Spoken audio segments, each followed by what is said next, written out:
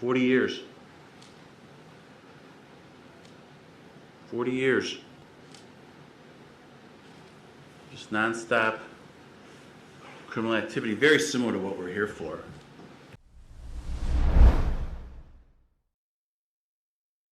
Here today in 3 separate cases, all entitled State of Ohio versus Curtis L. Wilder. Those case numbers being 25 CR 001550,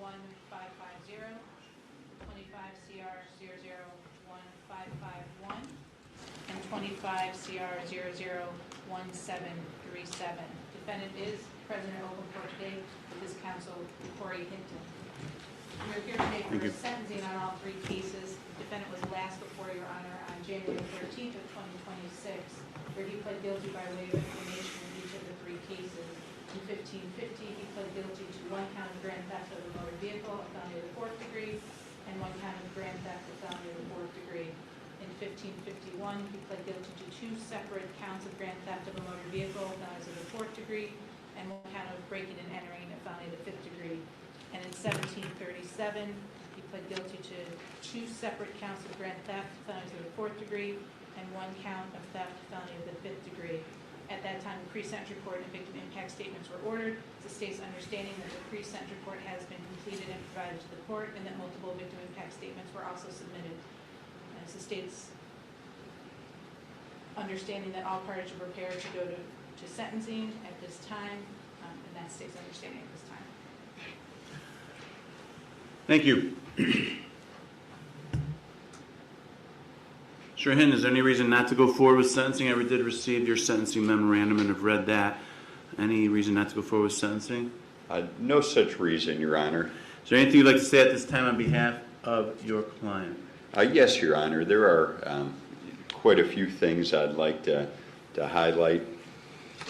As you know, based on the sentencing memorandum and the letters that I attached, Mr. Wilder, he's a father, a son, a friend of many. Certainly has a lot of good characteristics that these folks are seeing in him.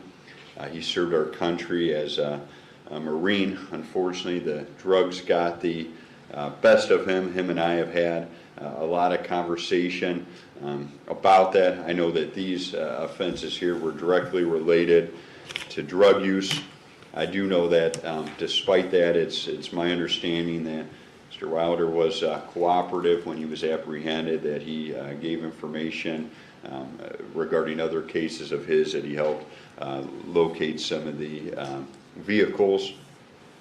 I know that he was last in treatment in Euclid, and it is demonstrated in the pre-sentence report. I had asked him about that, and that appears to have been more of a detox facility as opposed to anything long-term treatment. He does indicate that he made arrangements and does have a bed available at the Salvation Army. It's a 6-month program there. I talked to him about maybe looking at the VA or other resources as well. He indicates that he's not on probation or parole to any other court. I spoke to Mr. Wilder about restitution, and that there is restitution being ordered or being requested and likely ordered.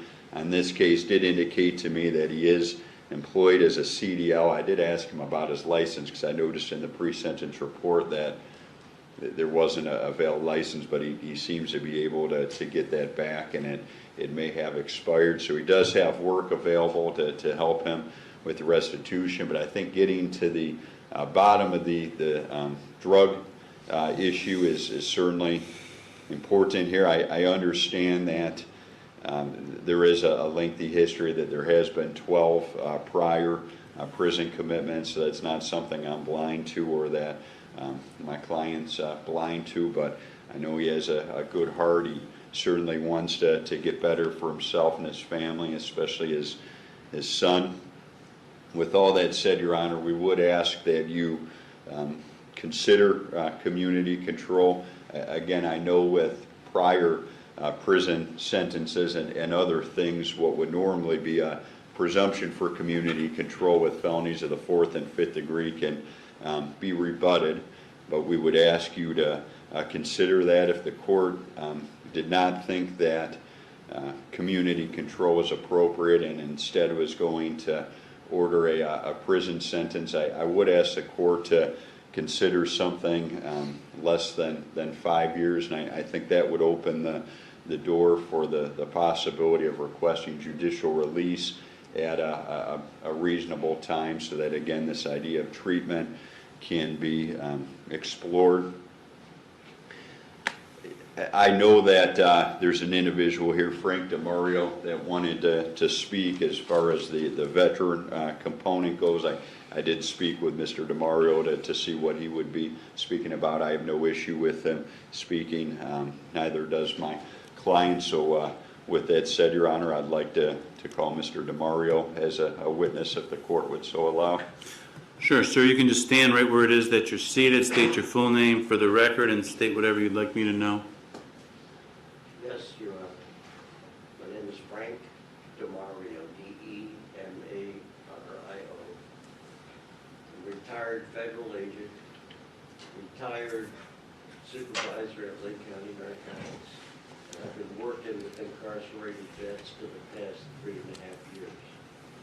I've been working with the defendant for the last few months.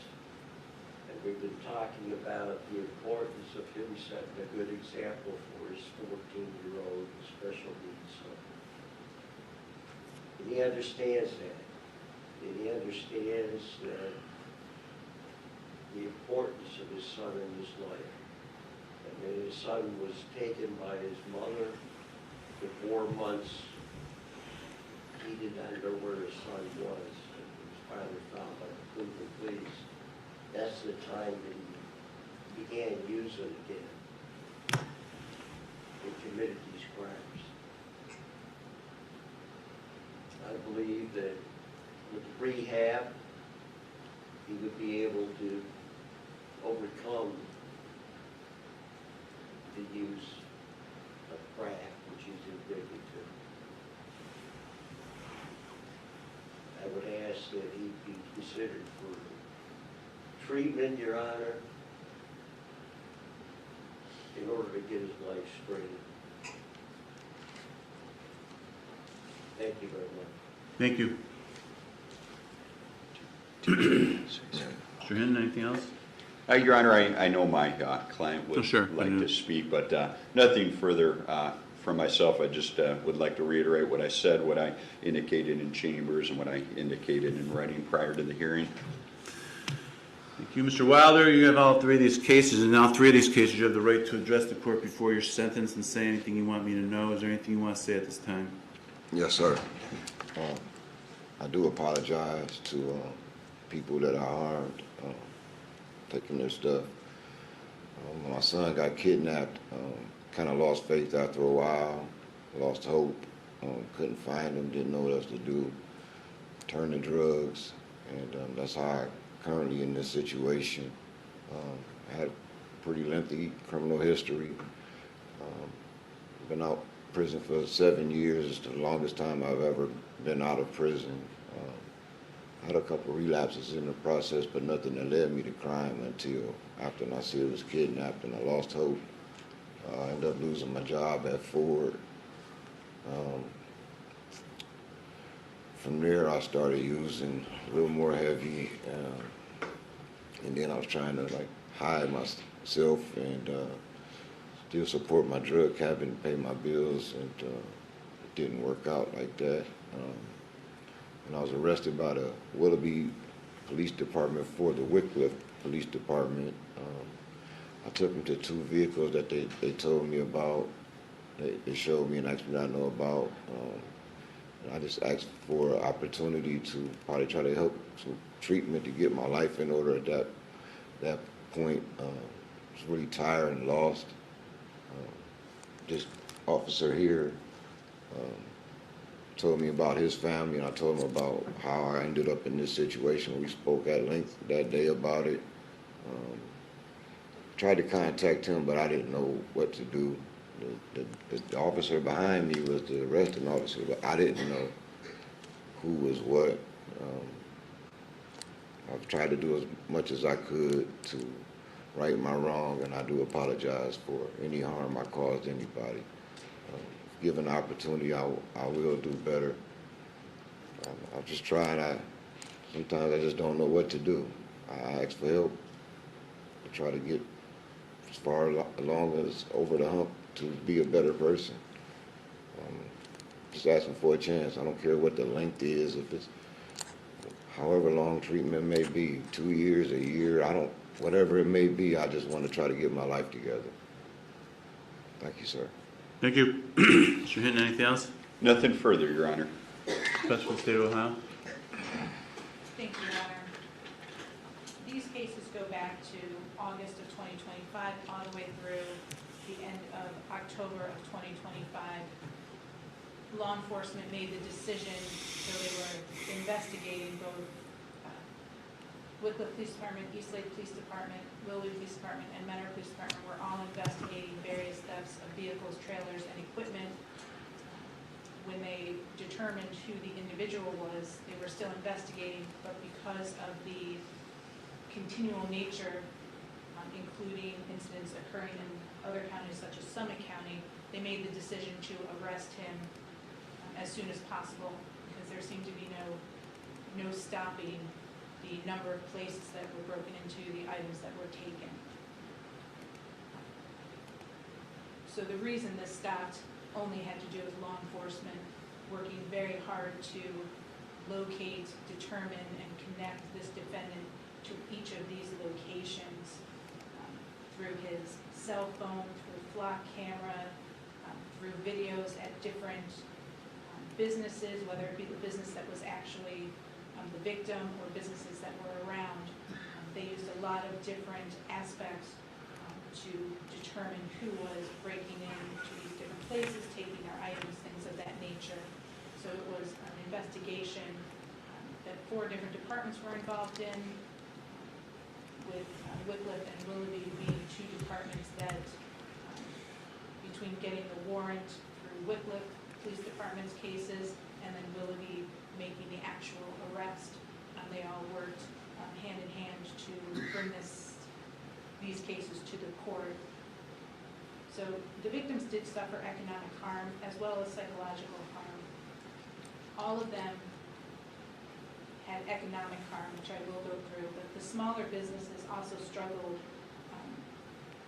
to continue their business and their work. There were some bigger companies that were able to replace things quickly and easily and get back to work, and then there were smaller companies where one individual indicated to me that Mr. Biddick, that he found out his insurance did not cover his tools.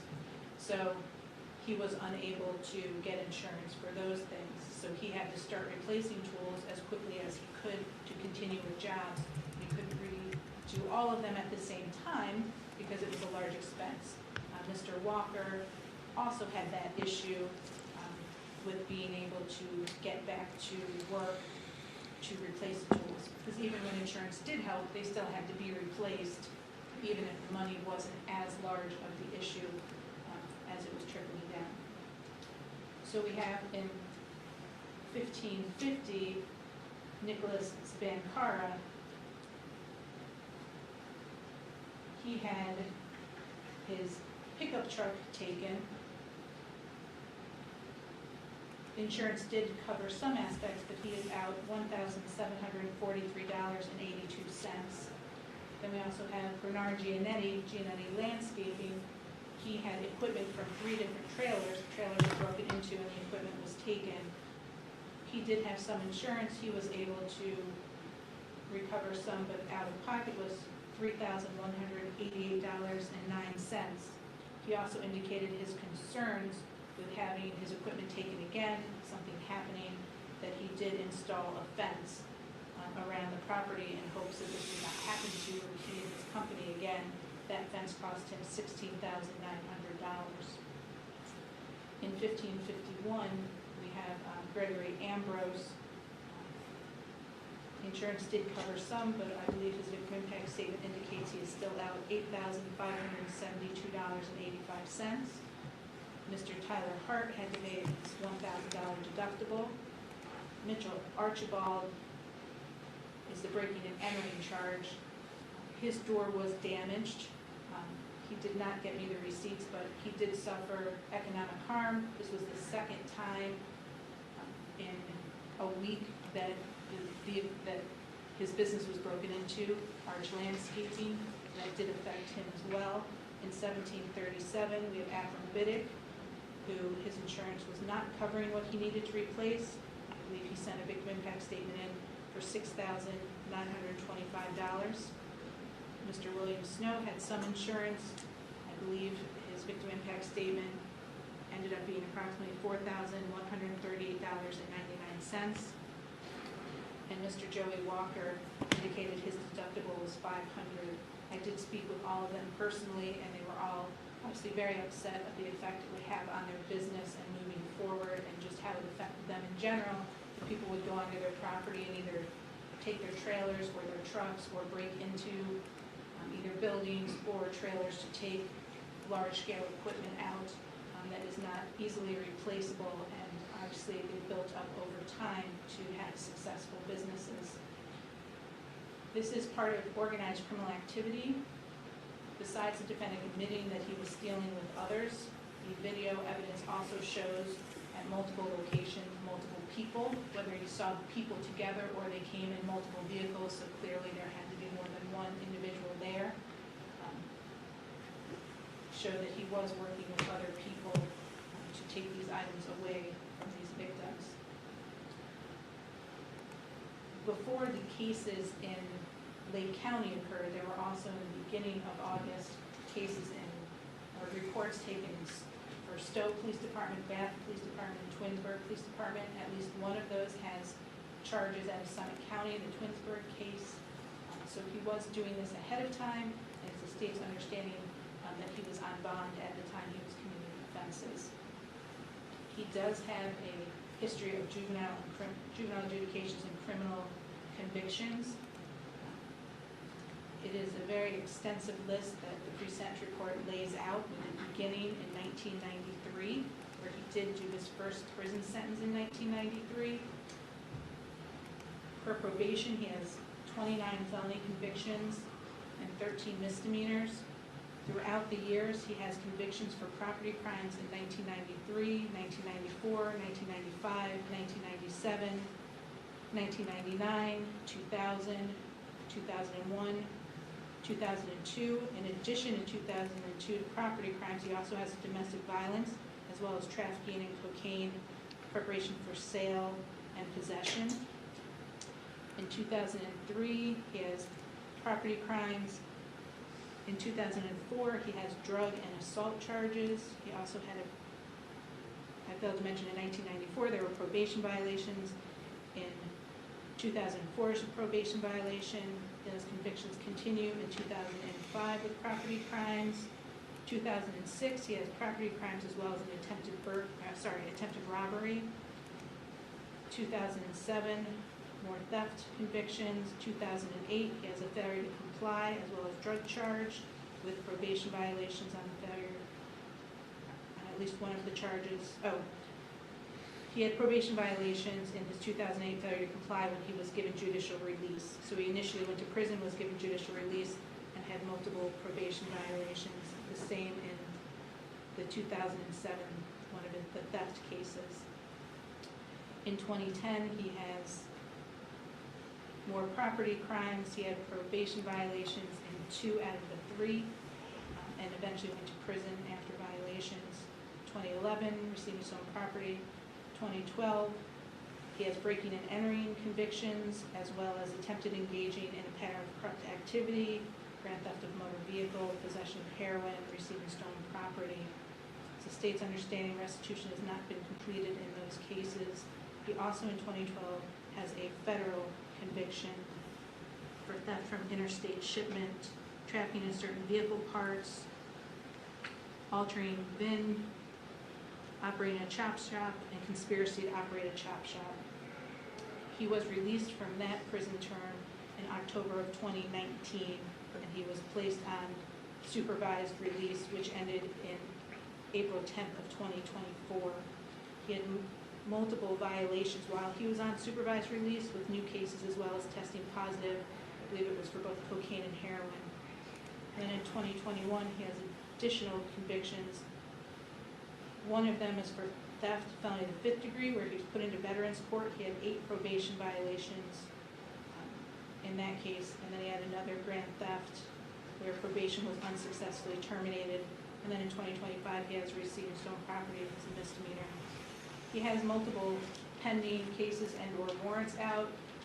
There are 2 Cuyahoga County felony cases, Maple Heights Police Department and Brooklyn Heights Police Department, for felony property crimes that warrants were issued in November of 2025 for failing to appear. And then the Twinsburg Police Department Summit County case I referenced, he is pending grand theft, felony 4s, 2 counts, with the warrant issued in December of 2025.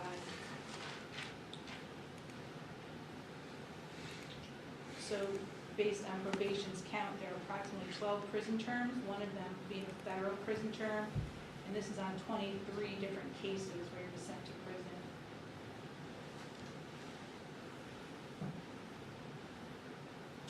There was one issue in jail that the state is aware of involving an assault. His conduct has been very similar through thefts, breaking and entering, and receiving stolen properties. He did indicate an issue with drugs. We are not denying that. He has had many opportunities for treatment that are outlined in the pre-sentence report going back to 1994 per defendant, all the way until 2025. And it appears, if I have the dates and understanding correct, that when he was in Glen Bay from June of 2025 to September of 2025, that he was engaged in multiple of these offenses. 2 of them in Lake County occurred on August 5th of 2025, and then there were some on August 2nd, 2025 in other jurisdictions. Based on all that, the state does feel that he's not amenable to community control and that prison is consistent. His last Ohio prison term was 5.5 years. I am unclear on what his federal prison term was, looking at my notes. But we do feel that prison would be appropriate in all of these cases, and it should be substantial, especially based on just getting off the supervised release in 2024 in April, and then between a year and a half later, he's engaging in all of these activities. So prison has not seemed to change his attitude on engaging in these activities, and punishment is appropriate in this case. So we would ask for on the high end of prison, but over the most recent prison term being 5.5 out of Ohio, we feel it should be greater than that number. He has credit in each of the cases, depending on how the court wishes to sentence him. He would have 114 days credit in 1550, 111 days in 1551, and 42 days in 1737. The 1551 and 1737 dates are included in the 114 in the 50-50 case. And we would ask for the restitution that I previously outlined, as well as we do think consecutive sentences are necessary to punish and protect. They wouldn't be disproportionate. He was on bond, as well as he has a history of criminal convictions that show that consecutive sentences are needed. And that would be the state's recommendation at this time. Thank you. This court did review the pre-sentence report and investigation that was completed in this matter. I received multiple victim impact statements. I've read and considered all of those.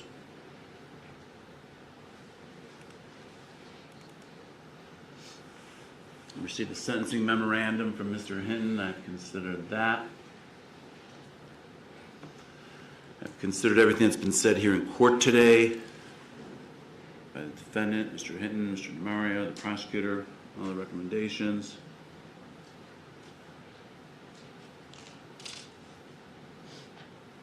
I've also considered the particular facts and circumstances of each of the offenses involved here and the nature of the offenses. All of this is considered by this court in light of the purposes and principles of felony sentencing set forth in 2911 of the revised code. As for the factors in 2912, in all 3 cases, the court finds the defendant acted as a part of organized criminal activity, and that in each of these cases, the victim suffered significant economic harm, and several of them, many of them suffered serious emotional harm as well.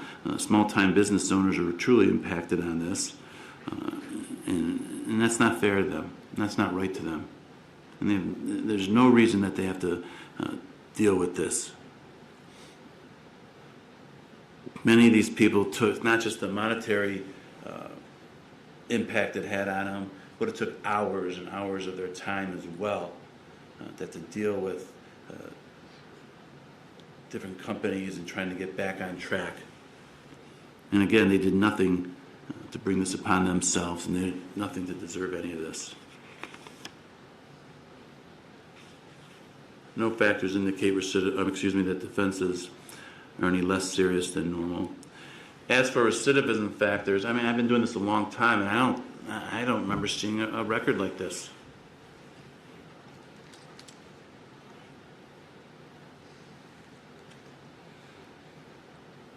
Been sent to prison 23 times. For 23 separate cases, you've been sent to prison, resulting in 12 separate prison numbers, meaning several of the cases were running concurrent to each other, and you got a break in that regard, and weren't punished separately for those cases. You have 29 prior felony convictions. That's not counting, 12 or 13 misdemeanor convictions, if I'm remembering correctly. Convictions in federal court.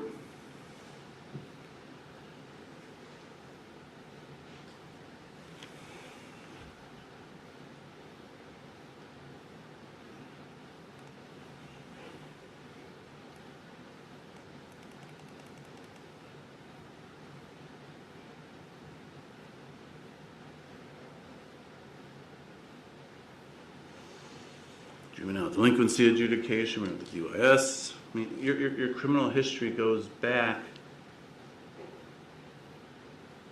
40 years. 40 years. Just nonstop criminal activity, very similar to what we're here for.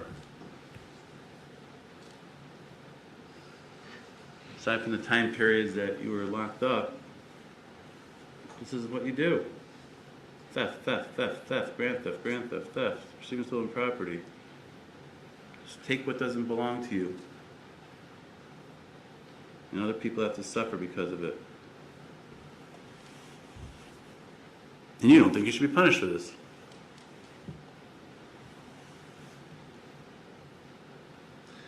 There are multiple times where you've been given help. You've been put on probation. And there's multiple probation violations. Heck, the last time you were in Veterans Court, you violated at least 7 times. And they just kept continuing you. And that's why you're back here, because nothing happens to you. But there's multiple times where you have failed to comply with previously imposed sanctions from this court. From courts. You say you want to be put on probation and you can get a job because you have a chance to work and you'll make restitution. You owe thousands and thousands and thousands of dollars still to other people for the crimes that you've committed before. I was wiped out. You've been ordered to pay restitution before, and that hasn't been paid. And I expect that you're going to pay the restitution in this case?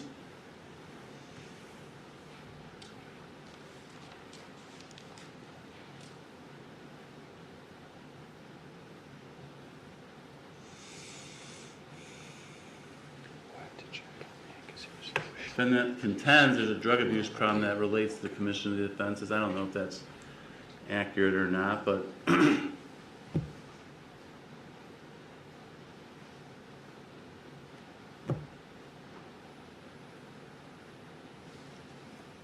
you put yourself into a program here this summer, and while you were in the program, you were committing crimes.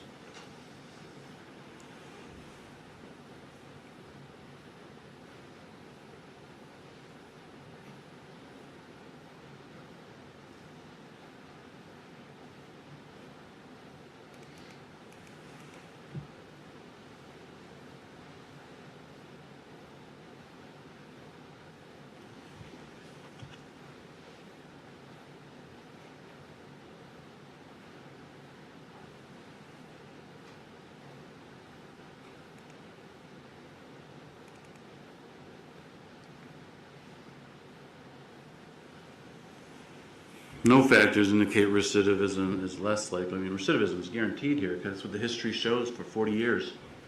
But that's what you do.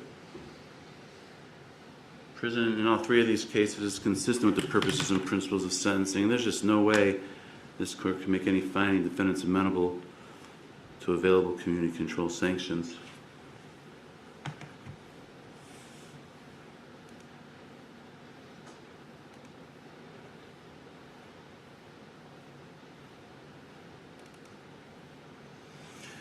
Therefore, in case 25 CR 1550, it will be the sentence of this court that on counts 1 and count 2, defendants serve a term in prison of 12 months on each count.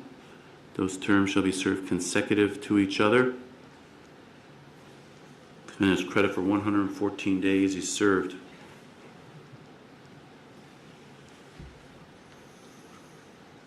Court will further order that the defendant in this case, at least I'll order the restitution. I don't expect it to get paid, but to Nicholas Svencara in the amount of $1,743.82, and to Bernard Giannetti in the amount of $3,188.09.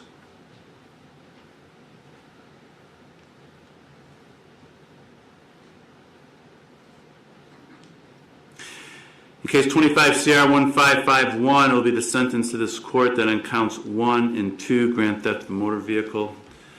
Then each of those two counts, the defendant be ordered to serve a term in prison of 12 months on each count to be served consecutive to each other. On count 3, the defendant is ordered to serve, this is the breaking and entering charge, a term of 9 months in prison. That will be concurrent to counts 1 and 2, but the prison term will be served consecutive to the prison term imposed in 25 CR 1550. Since it is consecutive, there's no further additional credit in this particular case, as that credit's been given to the defendant in 1550. In this case, the court orders restitution to Tyler Hart in the amount of $1,000, which is the deductible that he had to pay for his insurance company. The rest of the money was paid by the insurance company, and I guess I'm not allowed to order that, so that's free money for you. The court will also order restitution to the Ambrose Company in the amount of $8,572.85.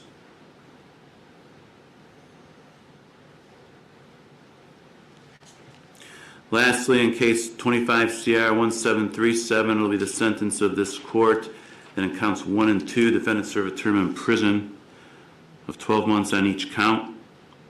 On count 3, the charge of theft, defendants serve a term in prison of 6 months. Those will each be ordered to serve consecutive to each other and consecutive to the prison terms imposed in 1550 and 1551. There's no credit in this case, again, as that credit's already been given to the defendant in 1550. This is an overall prison term of 6.5 years in prison, 114 days of credit. In this case, the court's going to order restitution to Joey Walker in the amount of $500 for his deductible, to Afrin Biddick in the amount of $6,925, and to Rad Air in care of Bill Snow in the amount of $4,138.99.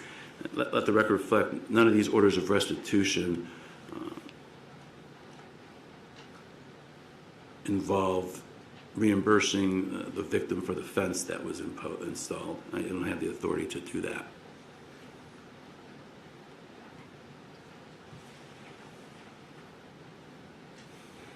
Just for the record, I know I'm well past it, but under recidivism factors, the court also finds the defendant was on bond when these occurred and had outstanding warrants for his arrest in several other cases when all these offenses occurred. I need to advise you, upon your release from prison, you could be placed on post-release control for up to 2 years. If you are and you violate any of these conditions, the parole authority can send you back to prison as punishment for violating their rules for another 9 months for each violation you commit, up to an overall maximum of 50% or half of the prison term imposed by this court. Any additional prison term imposed for violating post-release control is being imposed as part of the sentence at this time. Court further orders the defendant pay his court costs for each of these 3 cases. The court disapproves the defendant's placement in a program of shock incarceration, intensive prison program, or transfer to transitional control. Court further finds that consecutive service is necessary with all 3 of these cases to protect the public from future crime and to punish the offender. If they are not disproportionate to the seriousness of his conduct and the danger he poses to the public, and that he committed one or more of these offenses while on bond, awaiting trial. In other cases, that at least 2 of these offenses were committed as a part of one or more courses of conduct, and the harm caused was so great or unusual that no single prison term for any of the offenses committed adequately reflects the seriousness of his conduct. And most importantly, the offender's history of criminal conduct demonstrates consecutive sentences are necessary to protect the public from future crime by the offender. Quite frankly, these are all separate offenses that you committed affecting separate victims, all who have been impacted by your criminal conduct, and they deserve to be punished separately. I'm not going to let you commit one crime and then just go ahead and commit a whole bunch and just run them all together and benefit from committing multiple crimes. These are separate offenses where you, again, seriously impacted the lives of many individuals, and they deserve to have separate consequences and separate punishments. I think that covers everything. Is there anything I omitted or need to address, Ms. Cutts? No, thank you, Your Honor. Mr. Hinton? Your Honor, there's just 2 things that I'd like to be heard on. The first, Mr. Wilder, he did indicate to me, and this is just for clarification, but he thought that some of the restitution in the previous cases may have been addressed in an appellate case. I told him I would look into that, but he did want me to clarify that point with you so that you understand why he hadn't made restitution in those cases. On the second point is, Mr. Wilder does have family here. He was hopeful to have some sort of brief interaction with them, specifically his son, at the conclusion of the proceedings. No, I never allow that. It's up to the Sheriff's Department, and I'm not going to, no reason to provide any exceptions for Mr. Wilder. And there you go, my friends. Somebody in the chat said add all of that up. Yeah, that's too complicated a math. To be honest with you, there's no way these people are ever going to collect, sadly. I mean, you know it. They're just out the money. And that's too bad. Hey, thanks for watching this clip from TCF Live. If you enjoyed it, please leave a comment, like, and subscribe if you haven't already. And you can join us weekdays live, 9 a.m. Eastern, 6 a.m. Pacific, right here on this channel.